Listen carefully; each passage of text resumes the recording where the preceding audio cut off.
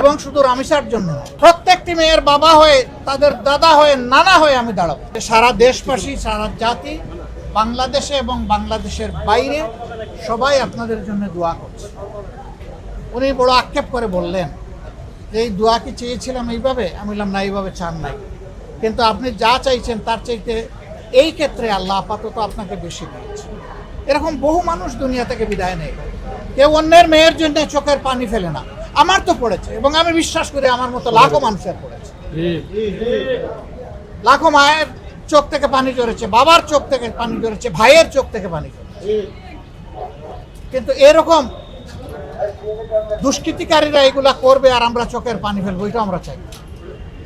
আমরা চাই এই সংস্কৃতি একদম বন্ধ হোক। ইনশাআল্লাহ আপনারা দোয়া করবেন।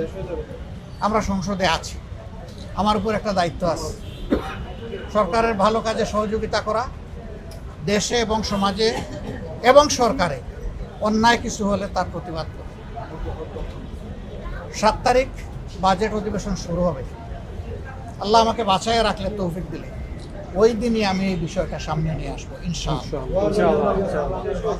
এবং শুধু রামিসার জন্য না, এই দেশের প্রত্যেকটি মেয়ের হয়ে আমি দাঁড়াবো ইনশাআল্লাহ। প্রত্যেকটি মেয়ের বাবা হয়ে, তাদের দাদা হয়ে, নানা হয়ে আমি দাঁড়াবো ইনশাআল্লাহ। আমরা জানি না কতটুকু করতে পারবো, কিন্তু আমাদের এই লড়াই চলবে, এবং আমি বিশ্বাস করি এই লড়াইয়ের শেষ পর্যন্ত মানবতার বিজয় হবে ইনশাআল্লাহ। মা শয্যা চাই, বাবাও আজকে হাসপাতালে ভর্তি হয়ে গেলেন। এই দুইজনকে আল্লাহ তাআলা সুস্থতার নিয়ামত এনায়েত করুন। আমিন। তার একটা মাত্র বোন, ও কচি মেয়ে, বয়স কত, কিভাবে তার বুকটা ধরায় রাখবে? হাত ধরাধরি করে এরা দুইজন কত খুনসুটি করেছে।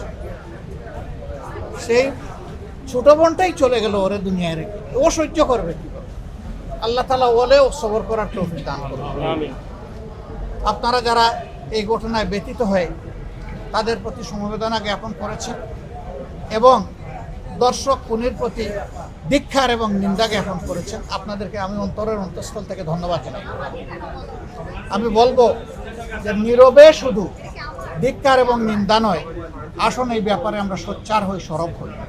আমি আপনাদেরকে কথা দিচ্ছি, আমরা এ নিয়ে রাজপথে আসি, আমরা এ নিয়ে সংসদে থাকবো, এবং এ নিয়ে রাজপথে আপনাদের সাথেও আমরা থাকবো ইনশাআল্লাহ। এদেশ আমাদের, এদেশকে, এই সভ্যতাকে, এই সংস্কৃতিকে, এই মানবতাকে জাগিয়ে তোলা, বাঁচিয়ে রাখা আমাদের সকলের সম্মিলিত দায়িত্ব। আল্লাহ তাআলা এই দায়িত্ব আমাদেরকে পালন করার তৌফিক দান করুন।